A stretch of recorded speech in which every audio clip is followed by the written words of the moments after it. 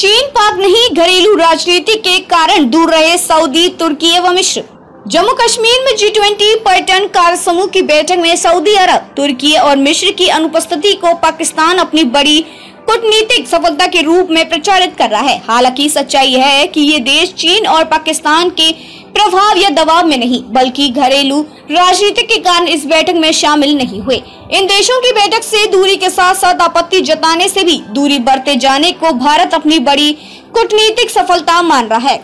सरकारी सूत्र के मुताबिक कश्मीर से अनुच्छेद 370 हटाने के बाद खास तौर से तुर्की ने इसे बड़ा मुद्दा बनाया था।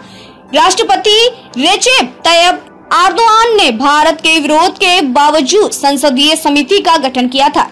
संयुक्त राष्ट्र में भी तुर्की ने इस फैसले के विरोध में आवाज उठाई थी। इस मुद्दे पर बहुत आगे बढ़ चुके तुर्की के लिए यू टर्न लेना आसान नहीं था। हालांकि बैठक में शामिल नहीं होने के बावजूद तुर्की ने चीन और पाकिस्तान की तरह कश्मीर में हुए आयोजन का सार्वजनिक तौर पर विरोध नहीं किया। विरोध के सवाल पर उसने चुप्पी साध रखी है।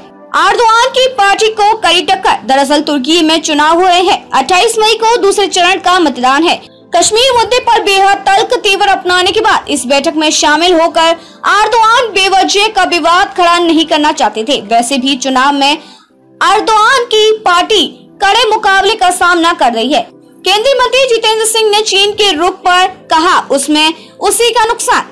G20 के पर्यटन कार्य समूह की बैठक में शामिल नहीं होने के चीन के फैसले पर केंद्रीय राज्य मंत्री जितेंद्र सिंह ने कहा कि इसमें चीन का ही नुकसान है, भारत का नहीं। बैठक में 17 देशों के प्रतिनिधि कश्मीर पहुंच चुके हैं, लिहाजा चीन के आने या नहीं आने से कोई फर्क नहीं पड़ता है। कश्मीर में बैठक के सवाल पर उन्होंने कहा इससे विदेशी प्रतिनिधियों को अलग अलग जगहों के बारे में पता चलेगा। भारत यूरोपीय देशों की तरह हर जगह एक जैसा दिखने वाला देश नहीं, यहाँ सांस्कृतिक व भौगोलिक विविधताएं हैं।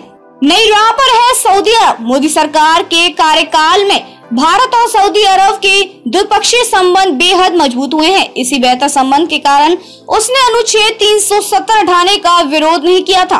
क्राउन प्रिंस मोहम्मद बिन सलमान अपने देश में परंपरावादियों और सुधारवादियों के बीच संतुलन स्थापित करने की कोशिश में जुटे हैं।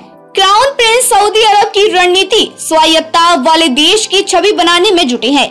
इसी रणनीति के तहत पहली बार अरब दुनिया के बाहर के देश यूक्रेन के राष्ट्रपति वोलोदिमीर जेलेंस्की को अरब लीग की बैठक में बुलाया गया।